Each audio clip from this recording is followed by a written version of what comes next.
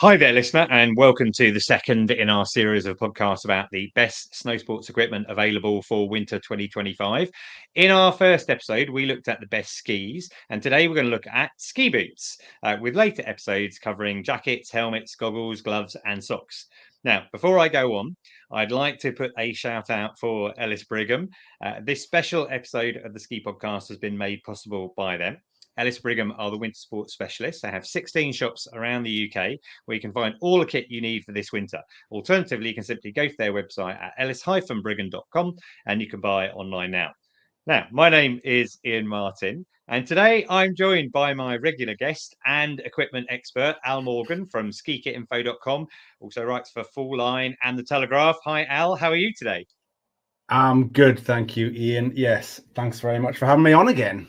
Well, it's always a pleasure. That the best skis episode went down very well. We've had a lot of feedback, and I'll come on to that a little bit later on. But I'm a bit surprised, Al. I'm looking behind you, often behind you in your office there at home. You've got a whole array of ski kit, and I don't see anything behind you. What's going on? There's loads. Oh, there you go. The whole pile. Okay. There is a whole pile. Yesterday was a bit of a tidy up. I just finished the gear guide for Four Line, which is a massive, almost 200 pages. There were 400 bits of kit. So that's quite an epic. So that takes a few months to write. And I just needed to create a bit of space in the office for the work I'm doing at the minute. So. Okay, you finished your work for Full Line, but we've only just started the work for the Ski Podcast. Today, we're going to look at the best options for ski boots at the top, middle, and entry-level points of the market. And we're also going to, like our last episode, explain some of the key bits of jargon that you need to know without going too technical. Because Al will bring that up when we talk about the different boots. So before we go into that side of things, I wondered if we could just cover a couple of sort of key bits of advice in relation to ski boots itself. I don't know how to bring this into the conversation, but some people, I've been told by certain ski boot fitters that when someone comes in and they're looking for new boots, they might often say to them, well, have you got something that will match my ski pants or match my outfit? And I just want to reiterate, and perhaps you can explain it, Al, that probably isn't the best way to approach it. Well, human, they would like things to look good, and I'm the same. And when some of the boots that we'll talk about, the look, it is important. That designers put a lot into what these boots look like. But the thing about a ski boot, it is a super technical piece of equipment, and the fit is king. And people will get bored of hearing this kind of phrase, but it is so important. If the boot fits you properly, if it's fitted professionally and correctly, the difference to your skiing is incredible. Fit, comfort, warmth, and performance. And at the end of the day, it's all about the grin. Okay, excellent. Well, it's interesting you brought in fit, because that was the next point I was going to make. With all of these boots, it is possible to buy them online, but we would, I'm sure you would agree with me here, that we'd always recommend that you actually work with a boot fitter, because people's feet are so individual, and you might get lucky if you buy something online without having tried it first. But that fit, working with a boot fitter, is a really important part of it. It's absolutely huge, because can be really, you won't see the difference in a boot, but the boot fitter is going to hopefully have tried all of the boots on that they stock in their size, in the different fits, volumes, lasts, all these things we can cover. But a teeniest difference inside can make a big difference to your comfort and fit. And although the brands do an amazing job of shaping that hard plastic outer and that soft inner to match your foot shape, we are all unique. And it's teeny little differences in our feet with bone spears and different pads of flesh. And it's amazing the difference between feet, even on the same person. My feet are a whole size difference. So it's really important that you go to a good boot fitter who can ensure that you get that foot, because a teeny adjustment can make the world of benefit for your experience. Yeah, I couldn't help but think about Life of Brian for some of our listeners there when you said we're all unique, where that guy at the back goes, I'm not. But regardless, let's not get distracted. The other aspect as well is, seeing a boot fitter is considering whether or not to get footbeds. And let's touch on that now, because it is a general thing. I have footbeds that have been customized for my feet in Yeah. my ski boots. What would you say the kind of benefits and payoff for the cost are there? It's huge. Now you can go crazy with cost of a footbed, and if you've got to have medical orthotics because you have a more significant issue with how your foot sits and how it holds your ankle and your leg and your body, etc., there is a cost there. But I mean, you're talking from 30-40 pounds upwards, so it's not a huge cost when a ski boot's costing 500, 600, 700 pounds.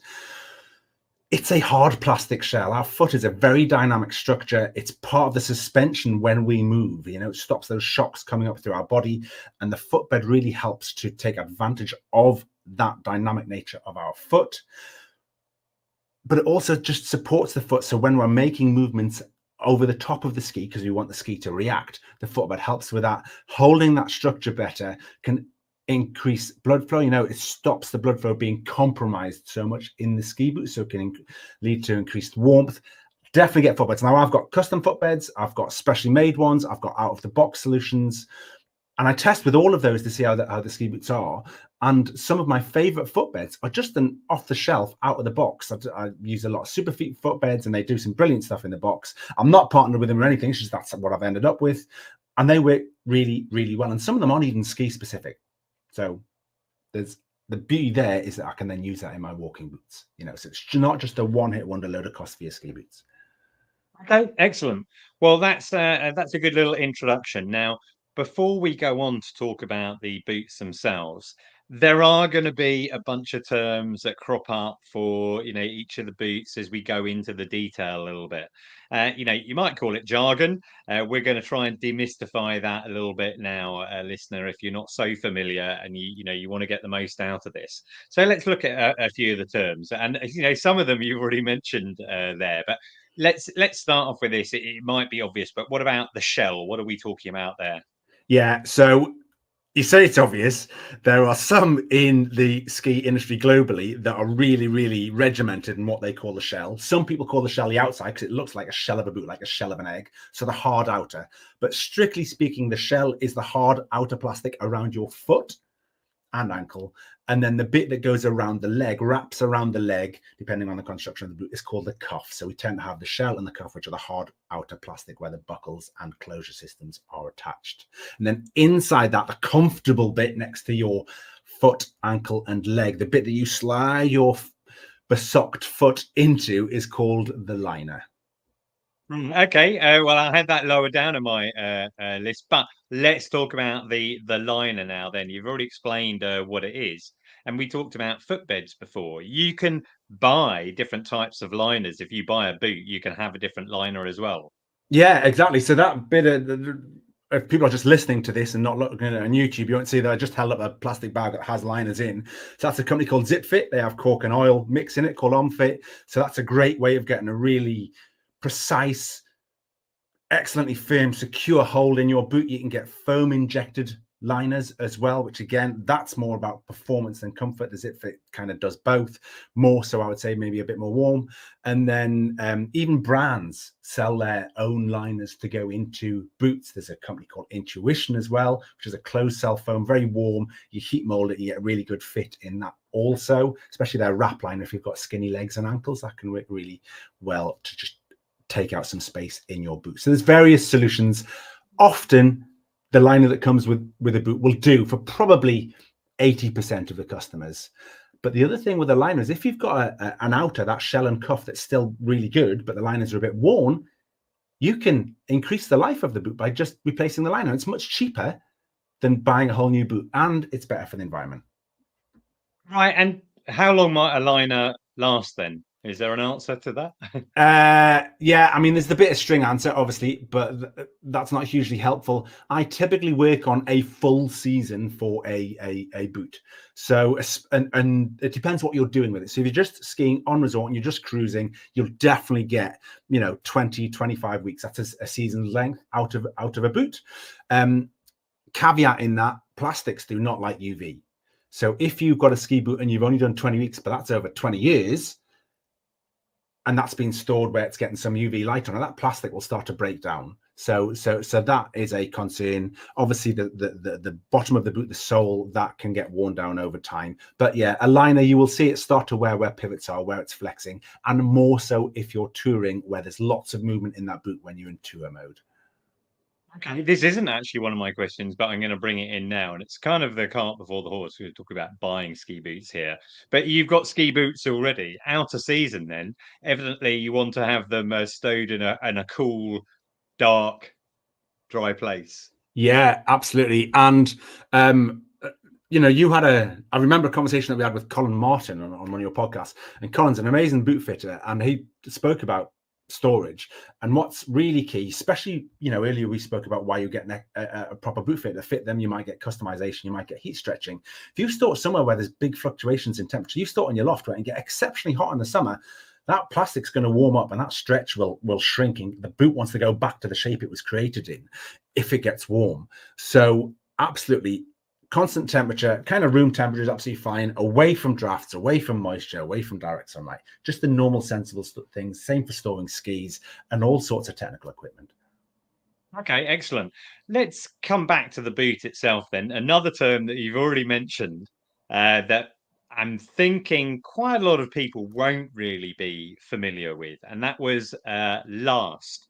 Yeah. What is the last of a ski boot? It's okay, a word it's most of what to make any sense. yeah, absolutely. I mean, it comes from designing and creating shoes. It's quite an historical term, but in ski boots, it generally refers to the width across the front of the foot, not the very front, not the toes. But if you come back from your toes, you've got what you think were your knuckles, yeah.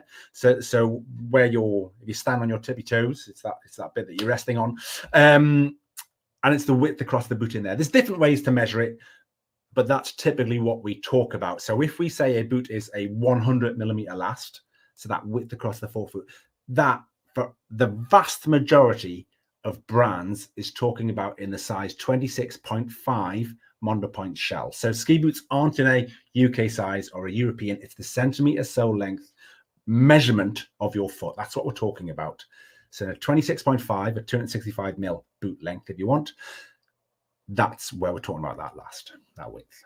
Yeah, and you've already jumped ahead to my next one because you brought it in. You just can't avoid the jargon and these sort of things. You said Mondopoint there. Right, okay. Like a lot of people are going to think, oh, my feet are size 5 or 7 or 9 or 10 or whatever. And ski boots don't really come in those sizes, do they? They come in Mondopoint sizes. Absolutely. And I boot fitted 4 years and for many, many years. And you would get people come in and they would go, oh, I'm a size 10. I need a size 10 ski boot. And you'd fit them and they might end up in a 27.5 or 26. So I'm at a size 8.5 foot and I like a snug ski boot and I ski in a 26.5. But if you're getting people who are a whole shoe size bigger than me and skiing the same size boot, you can tell that there's no direct correlation. There's a very loose correlation. It gives you an idea, but you'd always measure the foot. You measure the length and you measure the width. And then there's also the volume, which might be one of the other questions, I don't know. But so the foot isn't just a flat, wide, long thing. It has height and it has structure.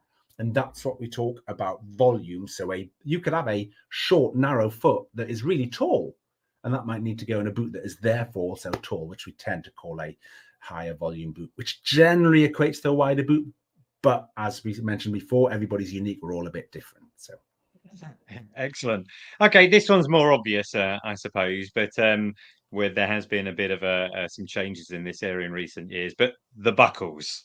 Yeah, and it sounds obvious, but buckles are designed in lots of different ways. Actually, some have little pop-out levers. So Kestley on like their performance boots, the K130P, has little pop-out levers on the buckles over the bottom of the foot, so you can help get more pressure on there if that's what you want. Head has a similar system, which is great on some of their edge boots.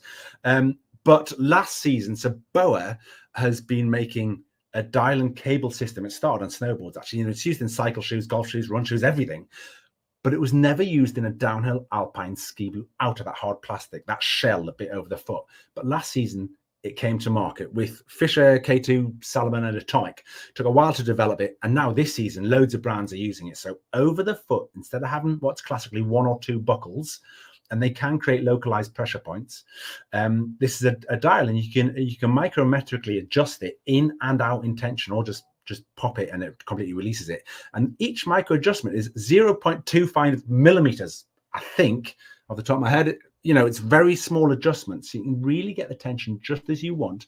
And what some research is suggesting is that actually that helps with ski performance, because you're getting a more direct contact and more precise movement between you and the boot without having to crush that foot in. The other benefit as well, because you haven't got that crush over the top of the foot where you've got some blood vessels running, you can end up having warmer feet when you're using the BOA system also. But the main thing is comfort, fit, and just that fantastic pulling and that wrapping that you get around the foot. It seems amazing to me that it's such a simple kind of innovation. How come it's only just happened now, when it's been on, as you say, cycle shoes and other items, you know, for so many years? It is so unlike the BOA dial fit system on other footwear. If you look at cycling shoes, you look at snowboard boots, run shoes, that cable that runs through is exceptionally thin, like cheese wire thin almost.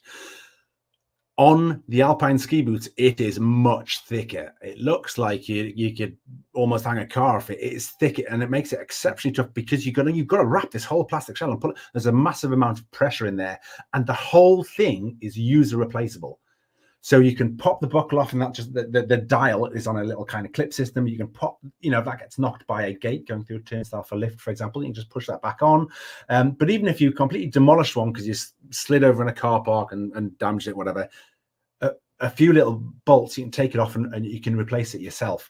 There's a massive amount of development that's gone into it, and part of the reason why I only just sing it is because of that lead time. Okay, and something else I read about that, I actually have no idea what it is at all, and you can tell me if this has any relevance. Something called the H+I1 system. That's exactly what it is. What is that? Yeah. Okay. So, it's their Alpine, and this is their first iteration, so that's why it's 1. I believe off the top of my head, the plus is because it is it's their higher performance. I think it might be to do with the cable, but yeah, exactly. So an I is index. Development. It's a development of the BOA system, is it? It's a BOA H+I1. Yeah. So the I, when BOA put I on the systems, it's because you can index. They call it indexing. You can micrometrically tighten it in and out. So the I system on BOA means you've got that adjustment backwards as well as forwards. Okay, and then moving on, another term that crops up is the Powerstrap. Probably obvious, but go on, tell us what it is. Yeah, classically, this is the strap that is attached to the top back of the cuff, that plastic around your leg, and it wraps around that top part of the boot, so the liner, tongue, and that cuff. They're generally Velcro, but many of them use a claw power strap, so like a cam strap. It was used on race boots predominantly, and it's come into a lot more mainstream boots, and I much prefer a cam or a claw power strap to Velcro. They tend to have a dynamic structure, so they tend to have, nowadays, because the patent ran out on booster straps, which is an elasticated strap, loads of brands build in this elastication, and this rebound and skiing sensation and hold that you get is so much better than having a static Velcro strap. So much better. Okay. Right, here's one that's going to crop up in the kind of name of every single boot that we're going to discuss, I think, and that is a number that's attached to it. For example, you might have like a I don't know, one of the ones we're going to talk about is a K2 BFC 120. Yeah. BOA. What is this 100, 120, 130 that we're talking about? This gives you an indication of the amount of force that you need to get the cuff to flex, which sounds kind of a bit techie, but really a higher number. For recreational boots, 140 tends to be the max, but really it's usually 130 in ranges, down to kind of a 90 for men, and women you generally got a 115 or a 120 as the upper flex for women, down to around, may have a 70, 75, depends on the boot model, etc. So softer number, a lower number will be easier for a lighter less experienced skier, beginner skier would be in a soft reflex boot typically, and somebody who's really big, powerful skier will want more support in a boot because they're going to end up pushing too much force through the plastic and softer boots, and they want that drive and power. And especially at speed, there's so much power going through the skier, the boot and the ski. They need that support. But there's massive variation in these. I typically ski in a 130 flex boot, but there's some other people, world-class skiers. Interviewed Alex Hall, who's a world-class free skier. He generally skis in a 110 boot. He's heavier than me, he's taller than me, he's more athletic than me, he's younger than me, and he goes massive on his jumps, but he skis in a 110. So these give you an indication of how that boot will perform. But I've found it easier to flex some 130 boots than I may do a 120 or even a 110 if that lower flex boot doesn't fit me properly, because my leg can't access that boot, can't make the ankle bend, and your ankle has to bend when you're skiing. So yeah, and that takes us back to what we said right at the top of the show there, that fit is the most important thing. You just can't go on the literally, let's say, the Mondopoint combined with the Flex combined with the Last, etc. No, it has to be the right thing for your foot. Okay, I think I've got one more question for you then, something else that's going to crop up in the names of the different boots. GW, something that, I don't know, maybe all boots seem to have, maybe not all of them, but what does that stand for? Yeah, so GripWalk, very potted history. Ski boots classically for decades have had an almost completely flat sole we call Alpine. There's a norm to it, ISO 5355. You don't need to know the number. That's an Alpine sole. But in the late kind of probably 2018 period, we had a divergence. So we have a touring sole, which is curved. Yeah. So grippy, walking around the mountains like a walking boot. And that's a touring norm. And that's got a number as well. I'm not going to do all the numbers because it's too much. And then the brand that owns Salomon, they came out with something called Walk to Ride, which is an adaptation of touring, but had hard plastic bits in it. And then a competitor, so Marco Dalbello Volkel, it's the same company, developed something that had a slightly different name that became GripWalk. And then the whole market adopted this GripWalk sole. So we have flat Alpine, curved touring, and then a hybrid, which is a curved grippy sole. So it's grippy, you can walk in it, but it's got hard plastic inserts in it to interface safely and powerfully with the binding. So it skis like an Alpine, walks like a touring. And the other benefit, when you're stood in the boot, you're 2 degrees more upright than when you're stood in skiing position. And that's great because you can be more relaxed stood, but still be in that flexed forward position when you are skiing. But critically, you can't use a GripWalk boot in an old style binding. If the binding's 5-10 years old on your ski, you must check that it's going to work. If you've got a flat sole boot, it'll work in GripWalk and Alpine bindings, not a problem. But almost all recreational boots now are GripWalk. There's 1 or 2 that aren't. All of the race boots are still flat Alpine. That's just how it works there. So yeah, hopefully that makes it a bit clearer. Yeah, for sure. And it's interesting the point you make there that a more modern boot wouldn't be compatible with an older ski. A couple of years ago, I went to Roccolazzo in Italy, which is in the Apennines, not a typical area to go to. We flew into Naples, and a friend of mine who was there couldn't get skis that would fit his boots. Certainly not in the first shop that he tried, because they just didn't have anything in their stock that was modern enough to work for him. But moving on from GripWalk, then. I mean, we're talking about walking in boots, and someone who hasn't, tried a modern ski boot, they probably have it in their mind that walking in ski boots is a nightmare because they're so inflexible. But you've got GripWalk that's changed, but you've got walk mode in a lot of boots now as well. Now, is that in just all boots, or is that only in kind of hybrid boots or touring boots? So, how often does walk mode come into play? Yeah, so that ski walk mode or tour mode, if you want, yes, it's in touring boots because you need that movement in the cuff when you're walking on the skis, what we call touring or skinning. But many free ride boots will have that function as well, because when you're going to go and find these amazing powder lines, you might have to go a little bit further and you're going to do some skinning on the skis. But it is not just the domain of that touring side of skiing. So you've already mentioned the K2 BSC, built for comfort. So that has a little lever at the back for walking comfort. There are other boots that have it in Alpine, but they are not touring boots. That's about ease of use, about resort. So walking to and from the slopes in the morning, maybe a bit of dancing on tables, who knows? But That is about convenience rather than a touring function. But most downhill boots will have the bottom half the shell and the top half the cuff anchored together using one or more bolts, typically. So it gives you that rebound, that performance that you want. And you do lose a little bit of that with having a walk mode, but modern walk modes have got so much better. Yeah, well, I love the idea that potentially these innovations have come to allow people to dance on the tables at places like the Rond-Point and the Folie Douce, etc. Okay, so in all of the podcasts, we discussed sustainability, and there's always seems to be a lot of innovations in relation to sustainability. Are we seeing any trends in relation to ski boots and ski boot design this time around?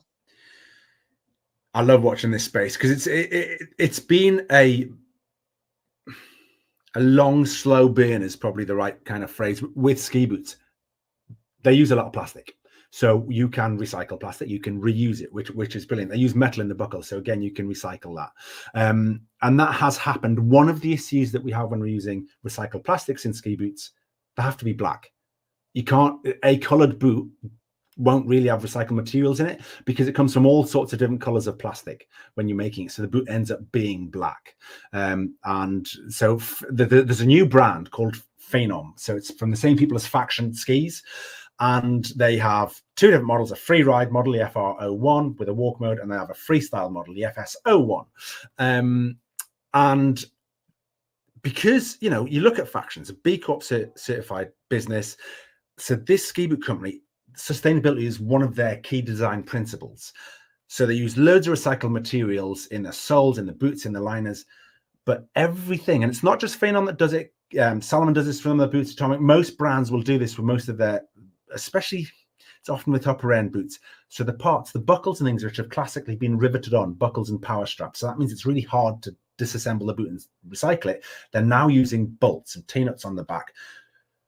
So that means it's easier to recycle. But the thing that I really like about this is if you're skiing and you bend a buckle or damage a buckle, or I don't know, something happens in the car, the power strap gets trapped somewhere or nicked or slit, you can then replace it yourself. So that boot can stay in use for so much longer. And that is brilliant.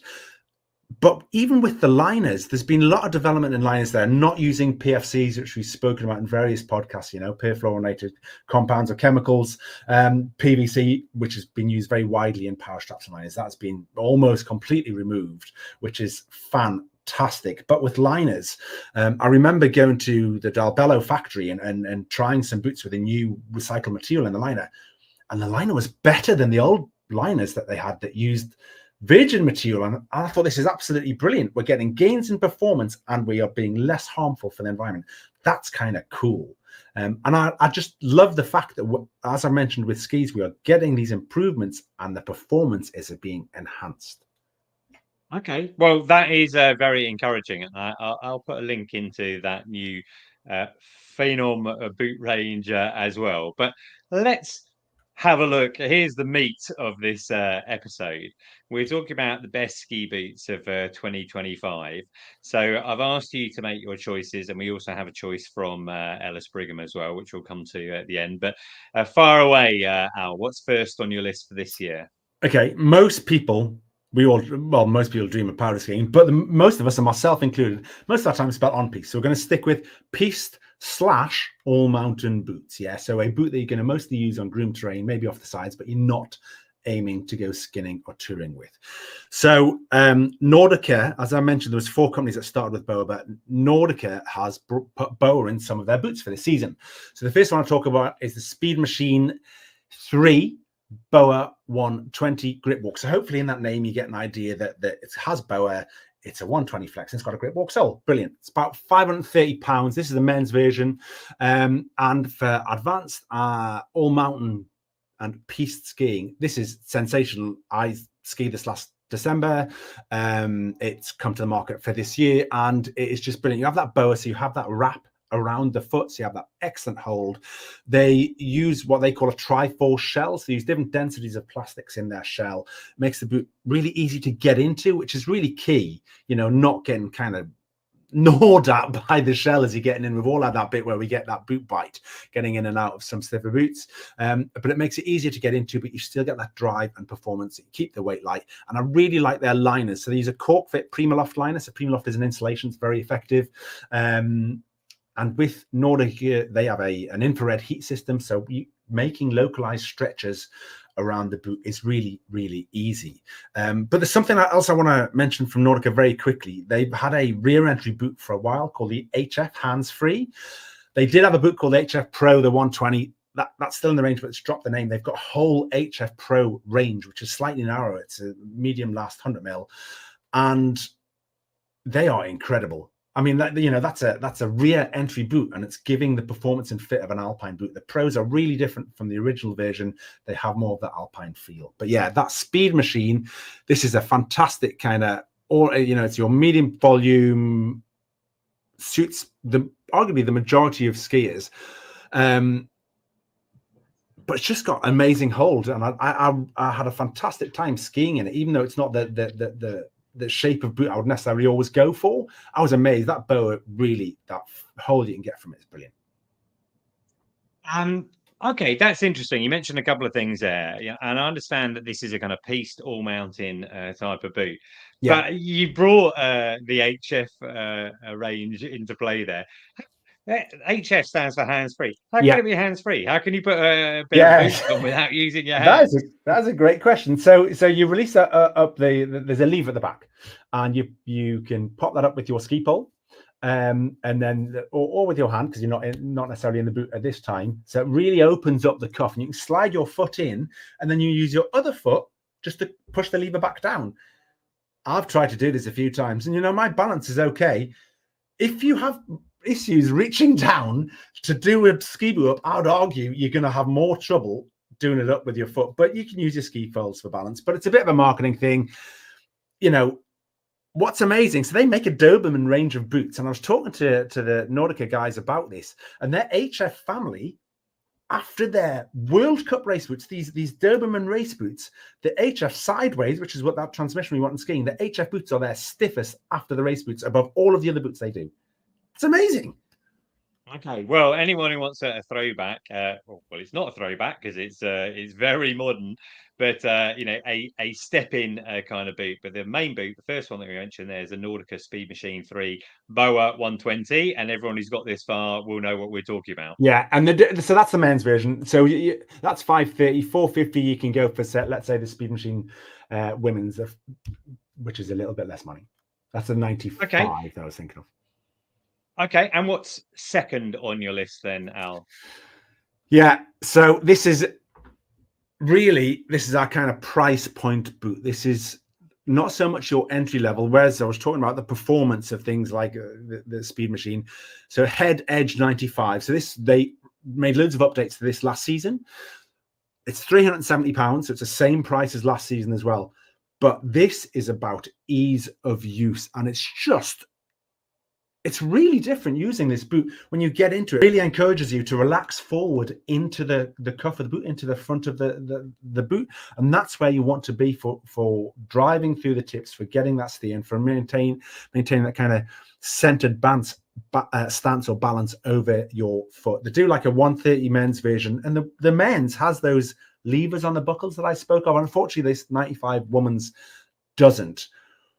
But I do a lot of testing. There's an amazing free ride athlete and ski coach and instructor in Scotland called Phaenom Townsend, and I do loads of boot testing with her, and she's a top performer. She's an amazing skier.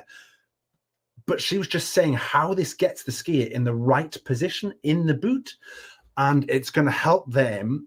Somebody who's maybe not as advanced, doesn't have the technique, it's going to help them to feel what the skis do, get forward in that position that you want to control the skis with a greater ease.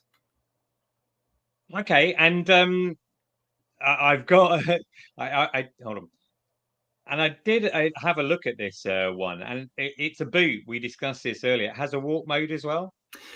Yeah, but this boot is about making everything easy, getting a bound result easier. It's easy to get your foot into. I spoke about the HF, how you can open up and slide in. This boot is so easy to get on. Doing it up's nice and easy as well. Just the fit, comfort, and ease of use. They do a formula range, and I love that. It uses kind of the concepts behind the plastics of their race boots. So that's a fantastic energy and rebound. That is not what we're talking about with the Edge. The Edge, it's a quite high volume boot. It's about comfort and ease of use, but it still skis really well. As I mentioned, the men's, they still do a top flexor 130. This woman's 95 for your upper intermediate, your advanced level skier who wants that comfort and ease of use and isn't going to be going charging around like Bodie Miller. This is a great choice. It's £370. You get a lot for your money. Okay, and you're saying intermediate and above at £370. You know, just to put that in context, are we saying this is an entry level boot? You know, or probably not if it's for intermediates. I would say it's more of an entry price point than entry level. You know, it's for somebody where they're going to go on holiday, they want to have a nice time, they want things to be relaxed. This is their time to go out and just chill in the mountains. They're going to cruise around the piste. A brilliant boot for it. If you're going to go and jump off cliffs and ski cool ones, you're not going to be in an Edge boot. Yeah, they do other boots for that. Head does other boots for that. But what surprised us in testing is I tested the men's version as well, is actually it skis really, really well. But the fact it encourages you into that right skiing position, it gets you in that body position, is brilliant. Okay, excellent. So that one you mentioned, a women's boot, comes in their men's 130 version as well. The Head Edge 95, yeah. WHV GripWalk £370. Number 3 on the list, I've seen an advanced listing. It's a model from K2. Yeah, so the Mindbender boots, they're free ride boots, they're Recon and Anthem Piste boots. They've had a lot of work on in recent seasons, and they're fantastic boots. We get, you know, K2 was one of the first companies with BOA. They're BFC, so it stands for Built for Comfort. So they've got BOA BFC boots. They're the BOA versions. They still have forklifts, but the BOA versions are new for this season.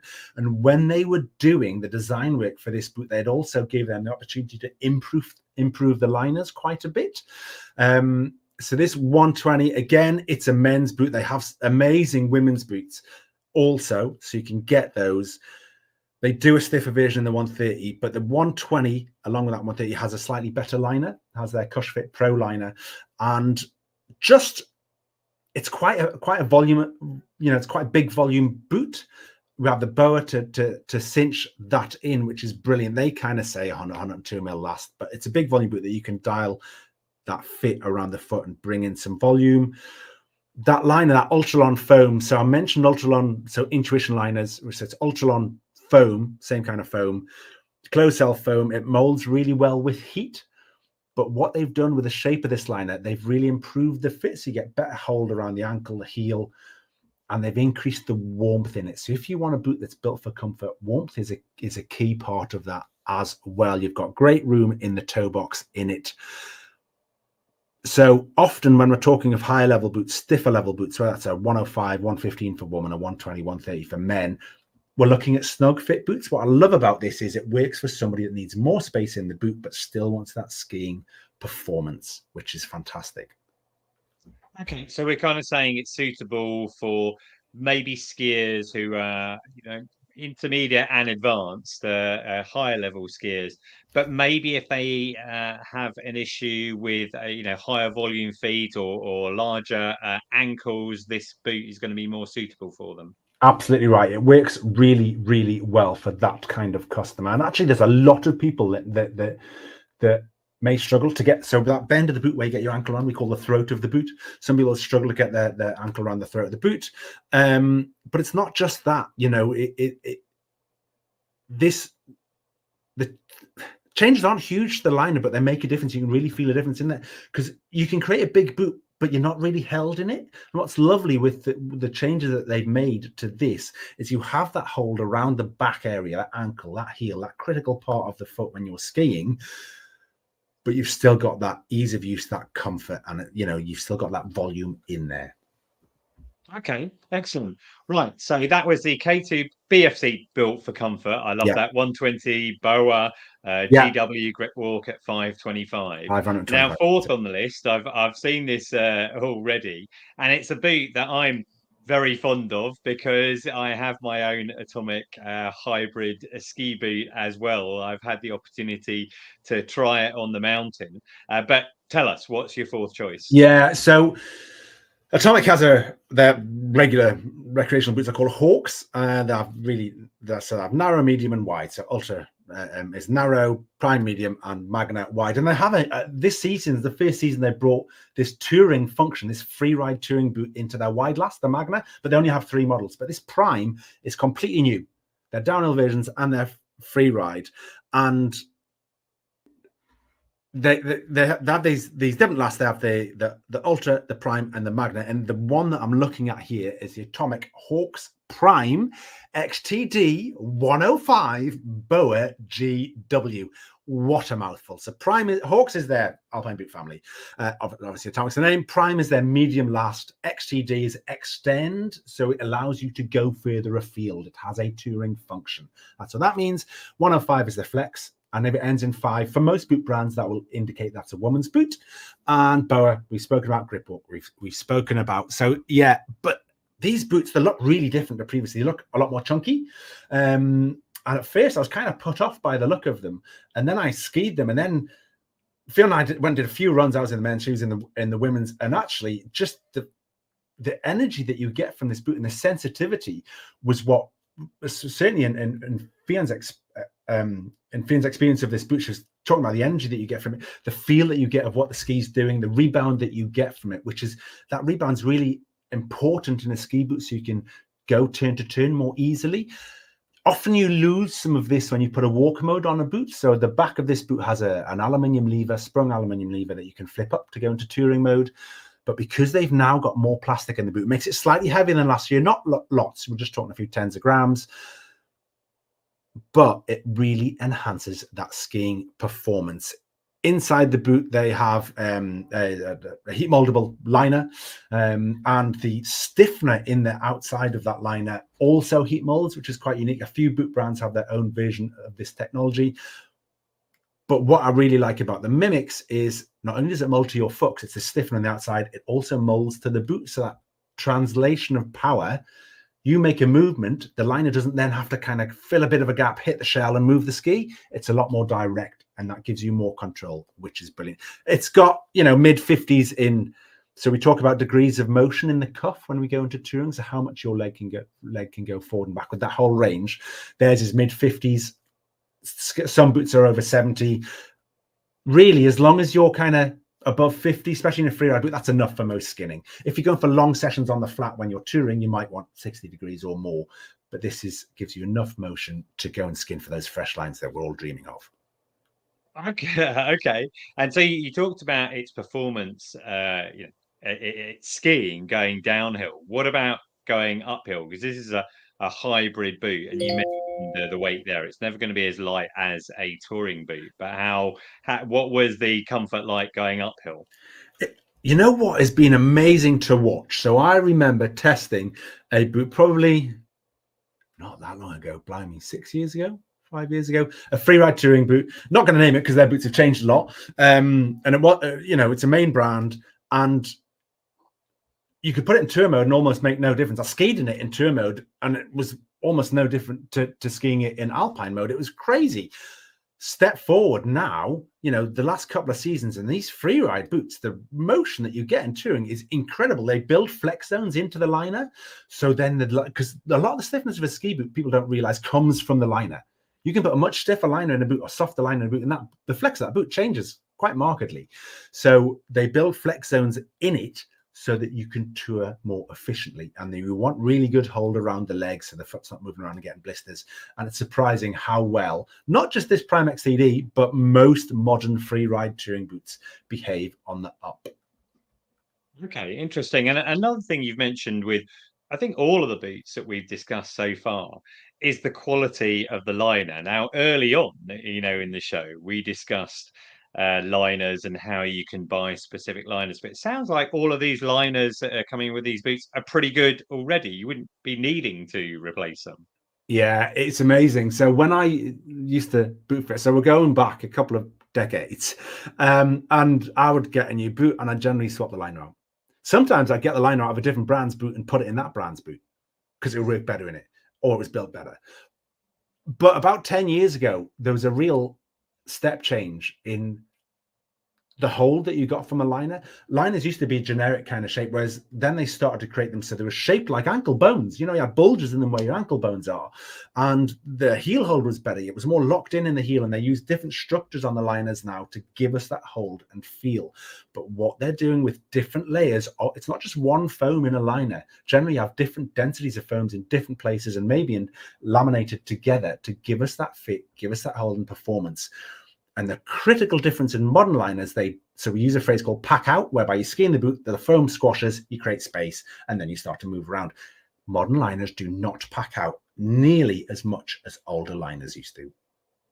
Okay, interesting. So liners evidently, liners evidently have improved quite a lot. And in this model here, we just to remind you, the Atomic Hawx Prime XTD or Extend 105 GW. That's 590 free ride boot for women. There's obviously available as a men's boot. Absolutely as well.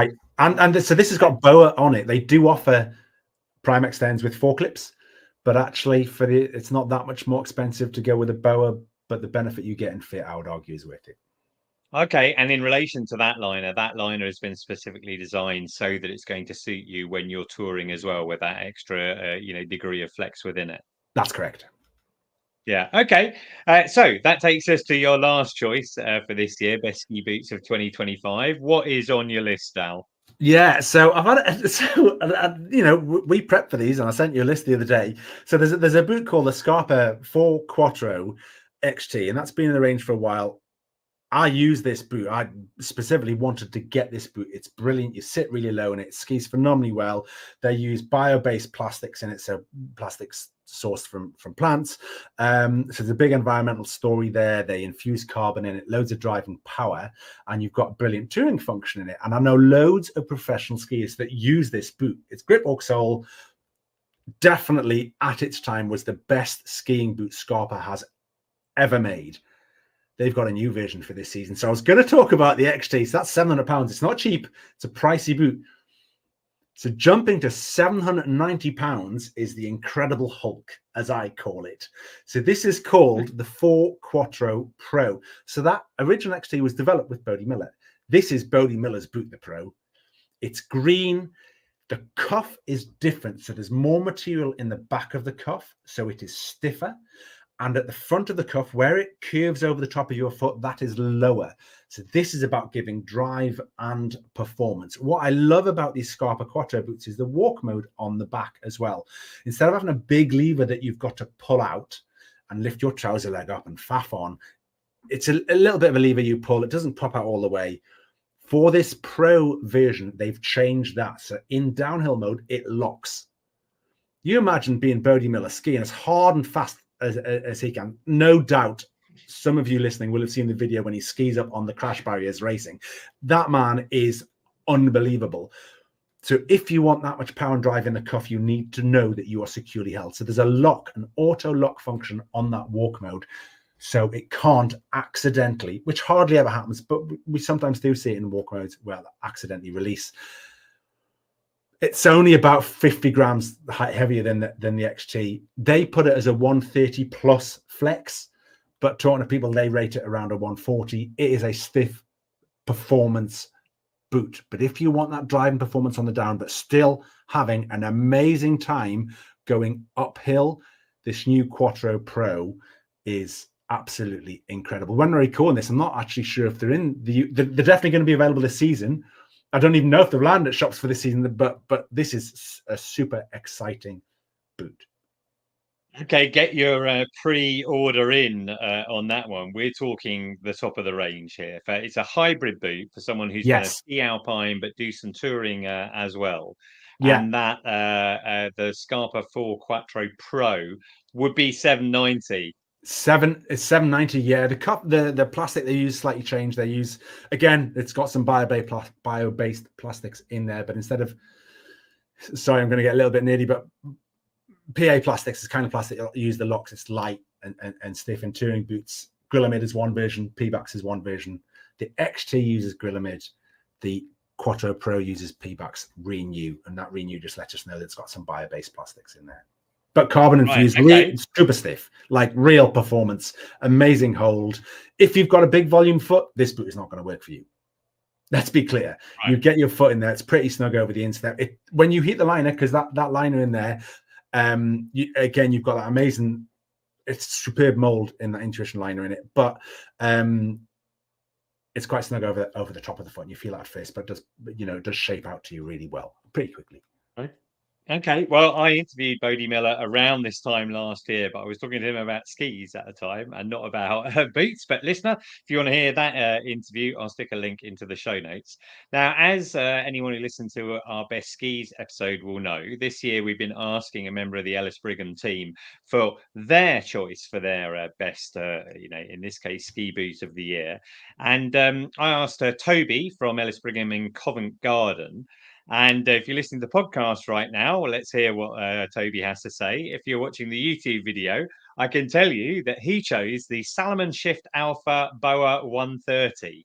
Al, what do you think about Toby's choice? I know Toby. I do very bits of work with Toby, and he is an exceptionally well-informed man. I mean, he knows his stuff. Great skier, but really knows his kit. And I'm and I didn't put this on my list because you let me know beforehand that Toby had chosen this. This is an interesting boot.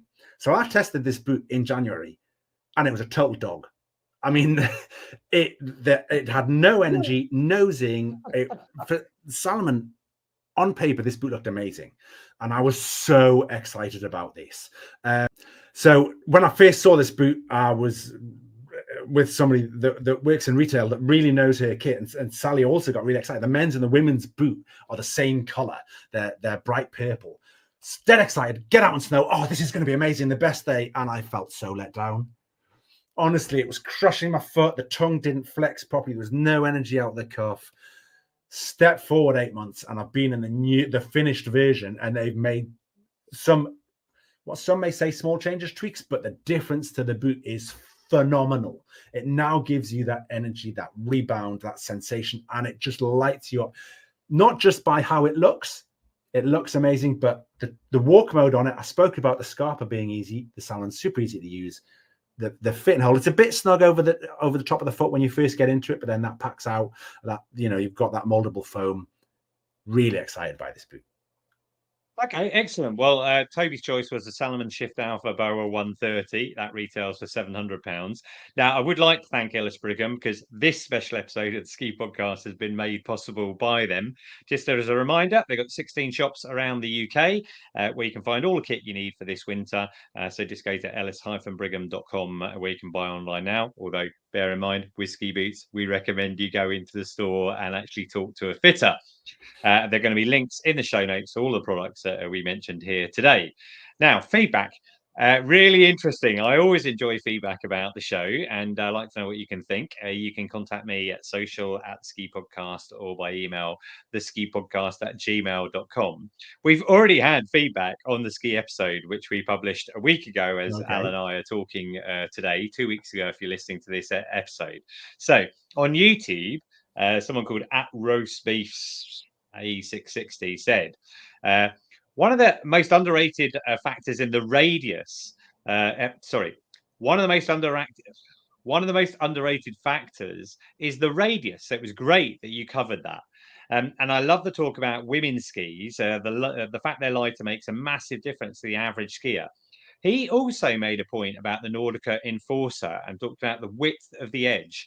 He said the Enforcer was super key. The Enforcer was super thin in the width of the edge. So a bad hit off piste and you could rip the edge out.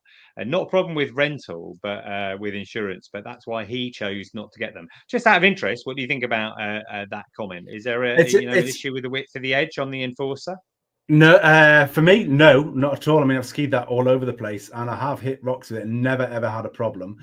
Even on the new one, there was some when I first testing that nearly a year ago. Oh my! And there's some thin patches and didn't have a problem.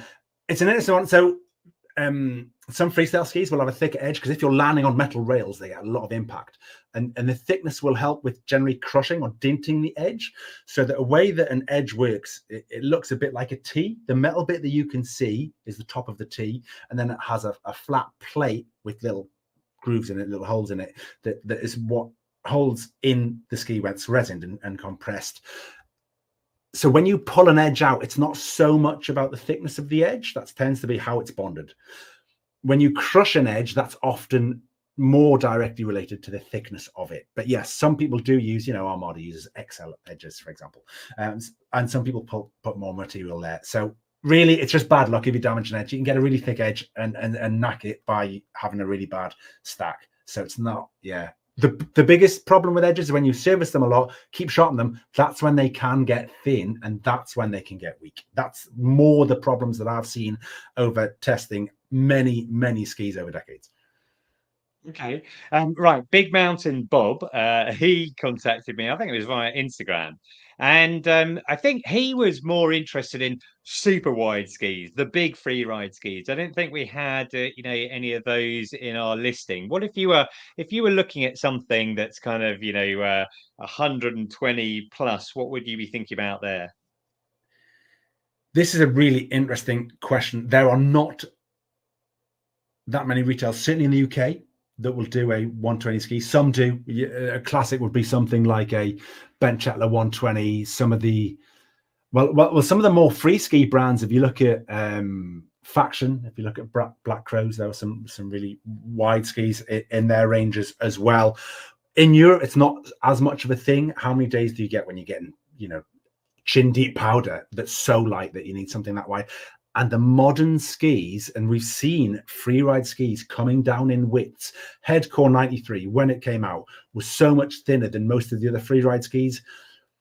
But you got an amazing float from it. It was incredible. And that's what we're seeing. This sweet spot of 95 to 110 in free ride skis is where it's at. But yeah, Big Mountain Bob, first of all, love that name. And no surprise you're asking about big skis. But yeah, especially deep powder, North America, they tend to like wider skis. And terrain on those big open slopes where you've got massive deep powder and you're going very, very high speed, then they can make sense.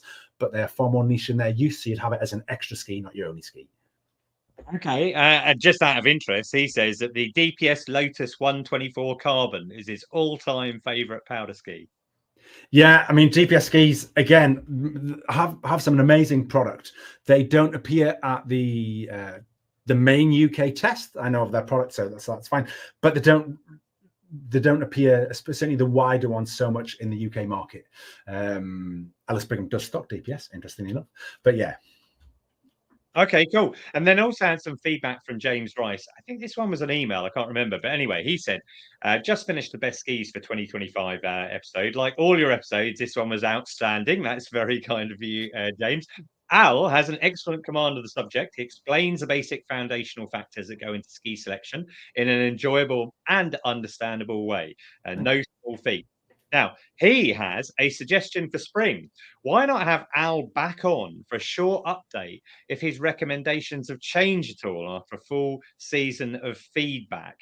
And he says he's in the States. Here in the States, retailers start clearing out their stock at the end of the season. So some skiers buy them at the end of the season rather than at the beginning. That's probably not the point of this particular series of episodes. But just out of interest, do you think that your views change after a season of feedback? So it's a really interesting point, because I start testing products often a couple of years, sometimes in some products, maybe more, but typically a year before they come out. I've had my season of using these products before they come out. So it's a very unique position. But the reason why I do it that way is because then I can be really confident in what I'm saying about the product. So I'm giving people complete, what I feel is honest appraisal of it. But I do this, I revisit products and I just do a bit of a sanity check. We all make mistakes, we're human. And it doesn't hugely change, which is fantastic. That's a great thing for people listening to this, because hopefully, the advice I'm giving you is sound and works for you. But yeah, I mean, a classic, I think it's ski we've spoken about a lot, an Addict Pro. I thought I'd go back on this last season. Conditions were completely different. I thought, all right, I won't really like this. Volkel Deacon 72, a ski that I absolutely adore. Same thing, got on it after maybe 14 months. After first reviewing it, and my view was exactly the same of those products. We'll spend so much time testing that it's a balanced view rather than like, oh, I've used it for half a run and that's it, I know everything. Well, we're going to come to the close now. So, listener, if you like the podcast, there are 3 things that you could do to help. You can review us on Apple Podcasts, leave a comment on Spotify. All these things help listeners find us. You can subscribe or follow right now. Just press that button so you never miss an episode. And, if you like this episode and you think you know people who would find it interesting as well, then just share it with your friends. You can follow me at Skipedia and the podcast at the Ski Podcast. But for now, I'd like to thank Ellis Brigham for sponsoring the show. And I'd like to thank Al for all of your time in research and for sharing all of that and for joining me today. Thank you, Al. Thank you again, Iain. We will be back with our 3rd equipment episode. The next one is going to be focusing on jackets, and that will be out on the 1st of November. And finally, listener, thank you for joining us. And until next time, goodbye.